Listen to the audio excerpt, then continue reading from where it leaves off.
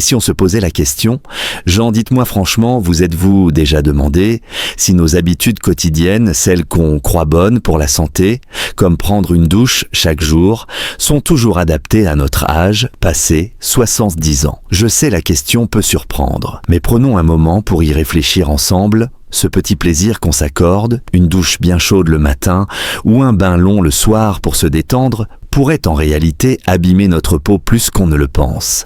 En nous offrant ce moment de confort, on enlève aussi, sans le savoir, cette fine couche protectrice naturelle que notre corps fabrique pour garder la peau souple et résistante. Résultat, une peau plus sèche, plus fragile, et parfois une sensation de fatigue après chaque douche. Et puis, il y a cette salle de bain si familière mais pourtant pleine de pièges, le carrelage glissant, les gestes moins assurés, l'équilibre plus précaire avec l'âge.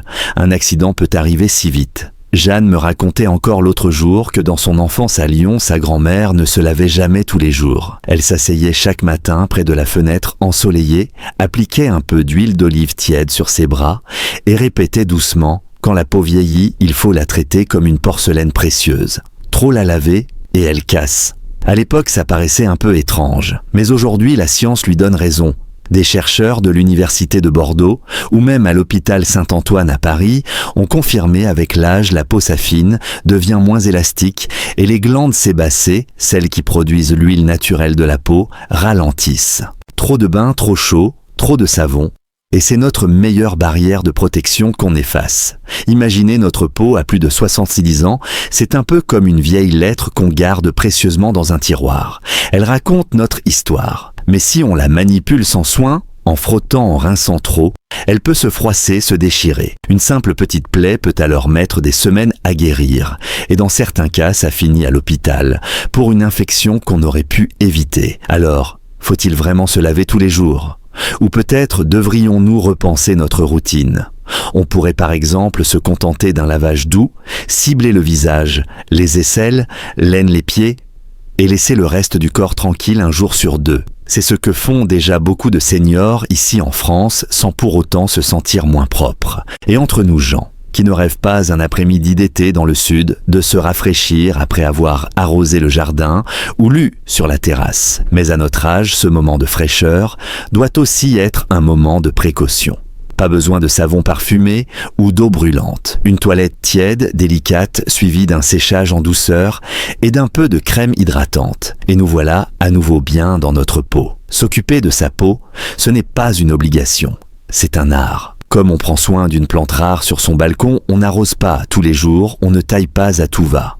On observe, on respecte son rythme. Et surtout, on l'écoute. Notre corps mérite la même attention. Alors, si ce que je vous partage là vous parle, ou si vous avez votre propre rituel à nous confier, écrivez-le en commentaire. Ce sera précieux pour toute notre communauté. Et si cette vidéo vous fait du bien, n'oubliez pas de vous abonner pour ne rien rater des prochains conseils simples mais essentiels qu'on partagera ici ensemble. Merci d'avoir pris ce moment avec moi. Dans notre prochaine vidéo, je vous parlerai de petites astuces toutes simples pour garder une peau douce, éviter les démangeaisons et surtout rendre la salle de bain plus sûre pour éviter les chutes.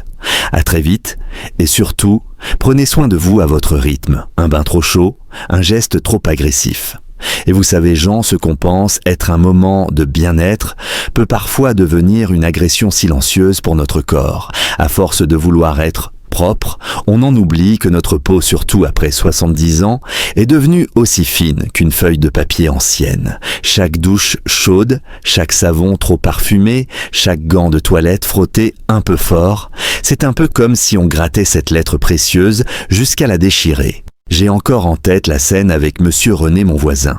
Un homme charmant, 78 ans, toujours élégant. Chaque soir, après avoir rangé son petit potager, il filait à la salle de bain pour sa grande toilette. Eau bien chaude, savon parfumé, acheté au marché de Saint-Ouen, gants bien râpeux. Il disait « Il faut frotter pour être propre, mon petit ».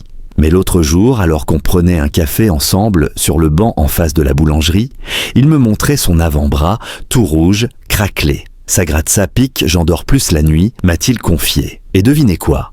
Le médecin lui a diagnostiqué une dermatite atopique liée à une sécheresse cutanée sévère. Cause, trop de douches brûlantes. trop de savon, trop de zèle. Et c'est souvent comme ça commence par une petite démangeaison. On gratte, on irrite, la peau craque.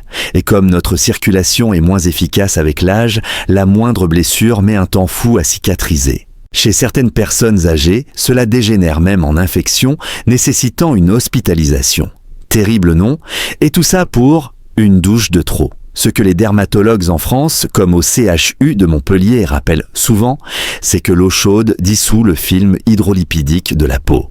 Ce petit bouclier naturel fait d'huile et d'eau, et que les savons trop moussants, ceux qui sentent trop bon, déséquilibrent le pH de la peau. Or, une peau saine a un pH légèrement acide autour de 5.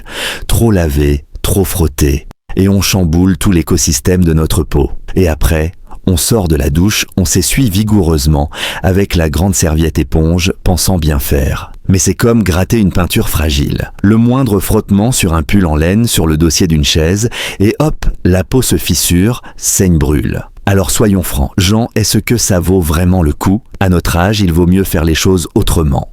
Moins souvent, mais mieux. Une toilette partielle avec un gant doux et de l'eau tiède en se concentrant sur les zones essentielles, les aisselles, l'aine, les pieds et les mains, suffit largement. Le reste du corps, laissons-le tranquille, il sait s'équilibrer tout seul. Et ce n'est pas une idée venue de nulle part. Dans The New England Journal of Medicine, des études montrent que les personnes âgées qui se lavent tous les 2 ou 3 jours ou qui optent pour une toilette partielle au quotidien ont une peau plus souple, moins sujette aux démangeaisons, aux gerçures et aux infections. C'est une réalité validée par la science. Ici en France, dans beaucoup d'EHPAD, ou même chez les kinés à domicile, on adapte déjà ces gestes. On encourage les douches espacées, on privilégie les savons sur gras, les huiles lavantes, et surtout, on remet à l'honneur la fameuse toilette de chat avec un gant comme le faisaient nos grands-mères. Parce que l'hygiène, ce n'est pas frotter à tout prix, c'est respecter son corps, l'écouter, et lui offrir ce dont il a vraiment besoin. Pas plus, pas moins. Si ce que je vous dis, là vous parle, ou si vous avez une expérience à partager, je vous invite à écrire en commentaire. C'est en parlant ensemble qu'on apprend les bons réflexes. Et si ce type de conseil vous est utile, n'hésitez pas à vous abonner à la chaîne pour recevoir d'autres vidéos toutes aussi bienveillantes et concrètes. Merci encore d'avoir pris le temps d'écouter. Dans la suite, on abordera un autre sujet essentiel, comment rendre la salle de bain plus sécurisée pour éviter les chutes et quels petits gestes peuvent tout changer dans notre quotidien. À très bientôt, Jean. Et surtout, prenez soin de vous à votre rythme. Et si on se fatiguait, pour rien, Jean, soyons honnêtes. Vous avez remarqué, vous aussi, à notre âge, chaque douche peut devenir une véritable expédition.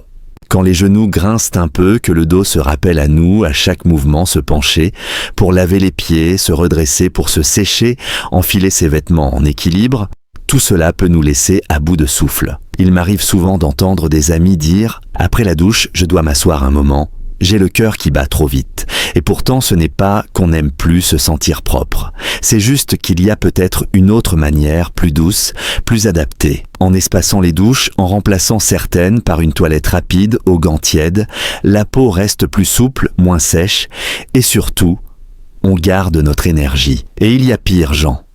Parlons franchement, les chutes dans la salle de bain sont l'un des accidents domestiques les plus courants chez les personnes âgées. Je ne dis pas cela pour faire peur, mais c'est la réalité. En France aussi, les statistiques parlent d'elles-mêmes, une chute sur 3 après 65 ans a lieu dans la salle de bain. Carrelage humide, savon glissant, buée sur les lunettes, un simple déséquilibre. Et c'est la hanche fracturée, la tête cognée, l'hôpital. Et souvent, après ce genre d'accident, on ne revient plus jamais vraiment comme avant. On perd un peu d'autonomie, un peu de confiance, et parfois un peu de joie de vivre. Je me souviens de Monsieur Bernard, un monsieur de 82 ans du quartier, toujours bien mis, qui allait encore chercher sa baguette tous les matins. Un jour, il est tombé en sortant de sa baignoire. 3 mois d'hôpital, rééducation, et depuis, c'est le fauteuil roulant. Il me disait, si j'avais su, j'aurais pris ma douche assis, ou j'aurais juste fait une toilette rapide.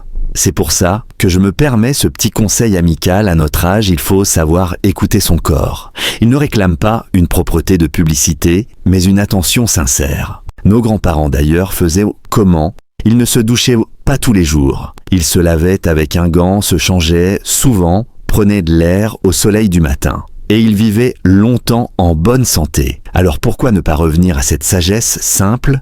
Une toilette douce, un savon sur gras sans parfum agressif, un peu de crème après, et surtout la paix d'esprit, la sécurité, la tranquillité. Ce n'est pas renoncer à l'hygiène, c'est l'adapter à notre âge avec intelligence et tendresse pour soi-même. Et vous, Jean, est-ce que vous vous êtes déjà dit peut-être qu'il est temps de faire autrement? Si ce que je vous dis résonne un peu en vous, dites-le moi en commentaire. Même une phrase comme « Je vais essayer » me ferait très plaisir. Et si cette vidéo vous parle, abonnez-vous à la chaîne. C'est ensemble, pas à pas, qu'on avance sur ce chemin de santé et de bien-être à notre rythme. Merci d'avoir été là encore une fois. Et dans la prochaine vidéo, on ira plus loin comment sécuriser votre salle de bain avec des gestes simples mais qui changent tout pour éviter les chutes et garder votre autonomie le plus longtemps possible. À très bientôt, Jean. Portez-vous bien et surtout doucement. Une chute qui change tout.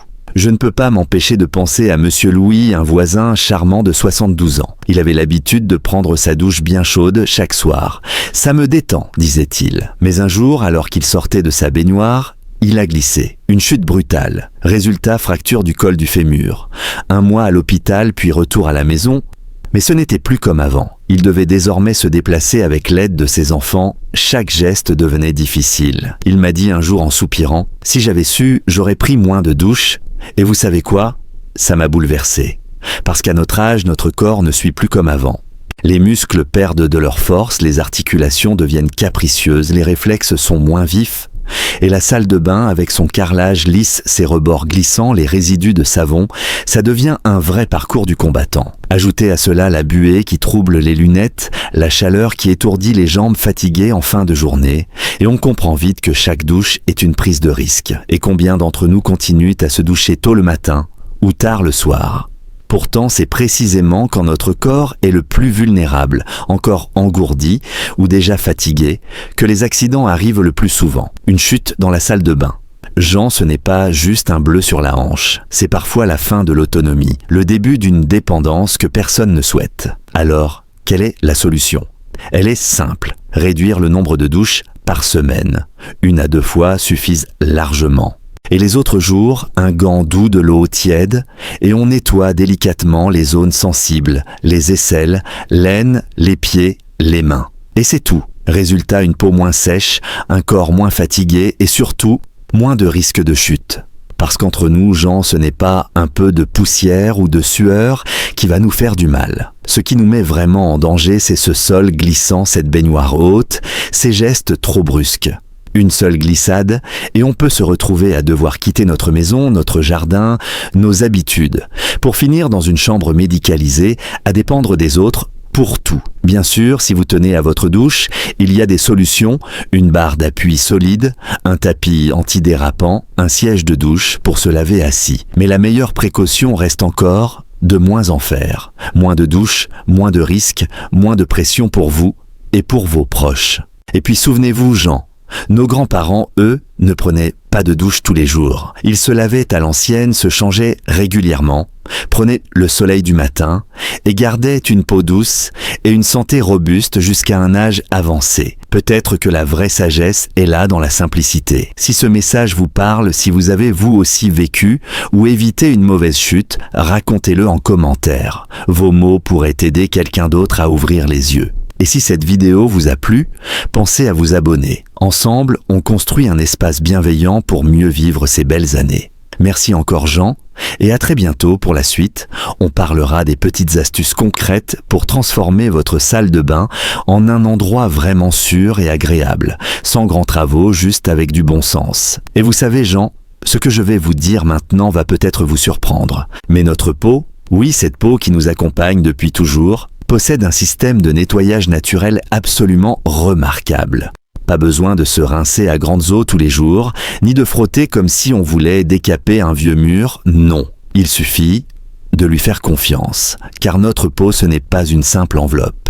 C'est un écosystème vivant, complexe, intelligent, un peu comme un petit jardin qu'on ne voit pas mais qui travaille pour nous jour et nuit. Sur chaque centimètre carré, Il y a des milliards de micro-organismes, de bons microbes, des bactéries amies, des champignons inoffensifs, qui vivent là pour nous protéger. Les scientifiques appellent ça le microbiote cutané. Un mot un peu savant mais qui désigne simplement cette armée discrète qui veille sur nous. Ces petits êtres invisibles se nourrissent de cellules mortes, de sueur, de sébum.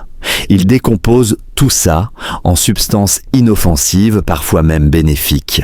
Résultat, une peau propre sans qu'on ait à intervenir violemment. Et ce n'est pas tous ces bons microbes fabriquent aussi des substances antibactériennes naturelles, comme de petits soldats qui repoussent les agresseurs staphylocoques, dorés streptocoques, tous ces vilains responsables d'infections, d'irritations, de démangeaisons.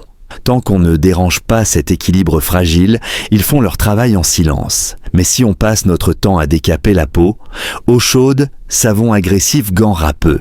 Alors, on détruit cet équilibre, on rince le sébum protecteur, on élimine les bonnes bactéries, et soudain la peau devient vulnérable. Elle sèche, elle craque, elle gratte, et parfois elle s'infecte. Vous voyez, Jean, notre peau a aussi un système d'auto-renouvellement. Chaque jour, les vieilles cellules mortes se détachent toutes seules, emportant avec elles saleté et poussière. Pas besoin de gratter fort. La nature fait bien les choses. Je me souviens de ma grand-mère à Nîmes. En hiver, elle disait toujours « Je ne me lave pas à l'eau tous les jours, mais je me nettoie bien ».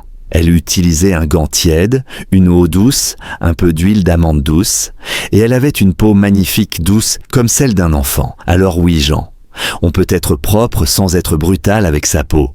Et surtout, on peut se faire du bien sans se faire de mal. Un simple geste doux, une toilette respectueuse.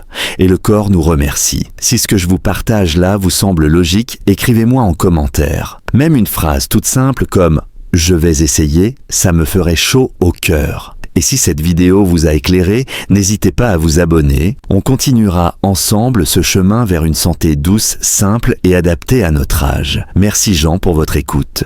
Et dans la suite, je vous parlerai d'un autre sujet passionnant, comment soutenir notre peau naturellement avec des soins adaptés à l'âge, des produits simples mais efficaces et souvent français. À très bientôt et surtout prenez soin de vous avec douceur. Et si on laissait notre peau respirer?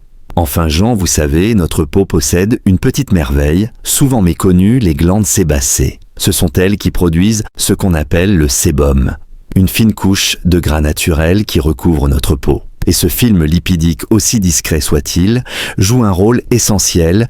Il garde la peau souple, évite qu'elle se dessèche et empêche les impuretés de s'y accrocher. En somme, ce sébum, c'est un peu comme un imperméable invisible. Il protège notre peau des agressions extérieures, du froid, de la pollution, des microbes. Mais voilà, à force de douches trop chaudes, de savon trop puissant, on finit par le rincer, le dissoudre, et on laisse la peau sans défense. Et ce n'est pas tous ces savons décapants qu'on trouve parfois dans les grandes surfaces, trop parfumés, trop moussants, ne font pas de distinction. Ils détruisent non seulement la saleté, mais aussi les bonnes bactéries dont on parlait la dernière fois. Résultat, une peau sèche qui tiraille, qui gratte, qui rougit. Et chez les personnes âgées, où la production de sébum diminue naturellement, les dégâts sont encore plus rapides. Alors vous voyez Jean, ce qu'on croit être un bon geste d'hygiène peut devenir avec le temps une agression répétée. Et pourtant, il suffirait de si peu, de moins frotter, d'utiliser de l'eau tiède plutôt que brûlante, de privilégier un savon sur gras sans parfum ou même un simple gant humide pour les zones sensibles. Et surtout, de laisser la peau faire son travail. Elle sait comment se nettoyer, se renouveler, se défendre. Je me souviens très bien de ma grand-mère Marguerite. En hiver, elle me disait toujours « Quand il fait froid, je ne me lave pas à l'eau tous les jours. Juste un coup de gant tiède sur les aisselles, le cou, les pieds. » Et c'est très bien comme ça.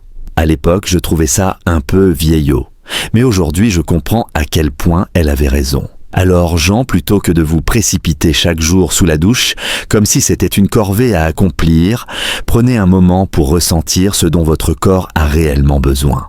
Parfois c'est juste un linge propre, un peu de crème douce et le confort d'un pull en coton bien respirant. L'important ce n'est pas de sentir la lavande ou le citron à chaque minute, mais de se sentir bien en sécurité dans sa peau. Et si tout cela vous parle, laissez un petit commentaire. Même une phrase comme « Je vais faire attention à ma peau », ça peut inspirer d'autres personnes. Et si cette série de vidéos vous aide, pensez à vous abonner.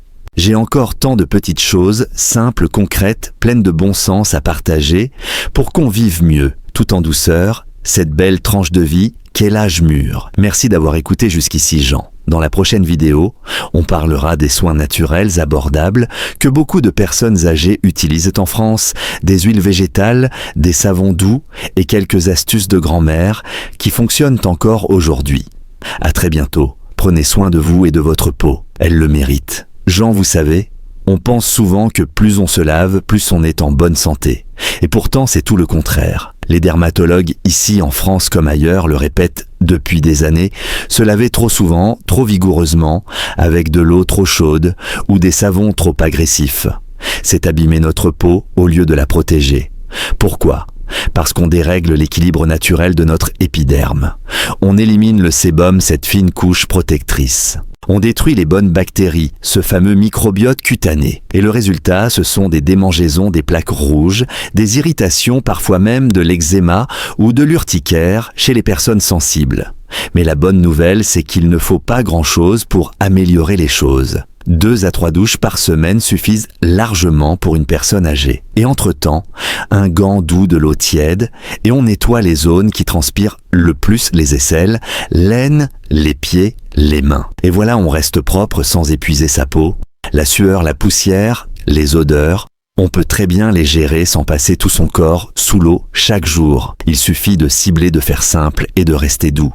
Pas besoin d'odeur chimique ou de mousse abondante. Ce n'est pas ça l'hygiène. Et vous savez, Jean, nos anciens le savaient déjà. Nos grands-parents à la campagne, combien prenaient une douche tous les jours ? Très peu. Et pourtant, ils avaient une peau saine, un teint lumineux. Pourquoi ?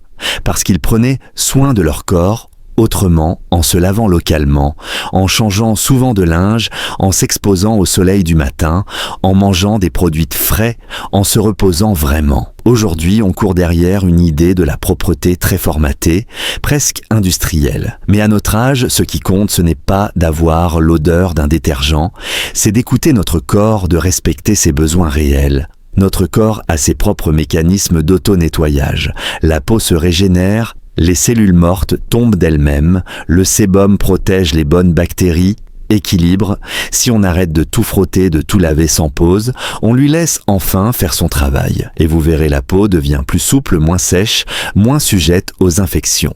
On se sent mieux, on économise son énergie, surtout quand on a mal aux genoux ou au dos, et que chaque passage dans la salle de bain devient un défi. Mais attention Jean, je ne dis pas qu'il faut oublier l'hygiène. Bien au contraire, il faut se laver, mais intelligemment. Laver les zones qui le demandent, changer de vêtements chaque jour, se brosser les dents, se laver les mains souvent, tout cela est essentiel.